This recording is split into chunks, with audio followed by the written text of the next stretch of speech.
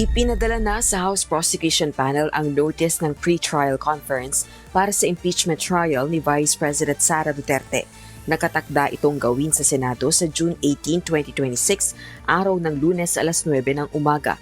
Nakapaloob sa pre-trial conference ang stipulation of facts, pagmamarka ng mga ebidensya at dokumento, bilang at pagkakakilanlan ng mga testigo, pagtatakda ng petsa ng paglilitis at propose na sequence ng presentation of evidence. Pinadadalo sa pre-trial conference ng personal o sa pamamagitan ng mga abogado ang dalawang kampo, pero hindi ito open sa media o sa publiko para magkaroon ng malayang diskusyon ang magkabilang panig.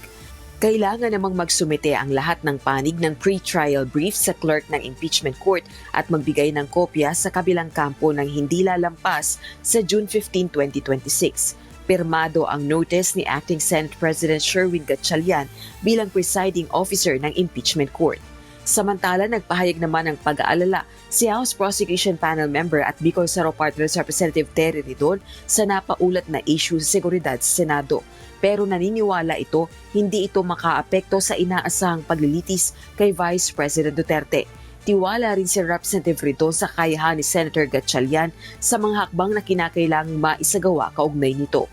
Well, syempre, we share the same concern as the Senate President pro tempore, relating to the security threat at the Senate building and the premises. No? So, we're expecting naman po that the new Senate leadership will coordinate with law enforcement to resolve the matter.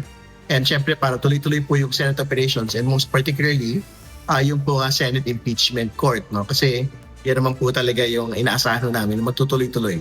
At syempre, pagka may security concerns, at risk yung po pagtutuloy po ng mga paglilitis. Nakatanggap umano ng impormasyon si Acting Senate President Gatchalian mula sa National Bureau of Investigation o NBI tungkol sa isang potential threat sa Senate building. Bunsod nito, naka-heightened alert ngayon ang Senado. Kinilala naman ni Lead Public Prosecutor at Batangas 2nd District Representative Jervy Luistro ang inisyatibo ng NBI kaugnay ng security concerns sa Senado. Dagdag pa nito, mahalagang matiyak na ligtas ang proseso at mga tao sa lahat ng banta at karahasan. Isa rin anyang seryosong proseso ang impeachment na kailangang protektahan at pangalagaan. Rosa Licoz, humahataw sa Balita Ngayon.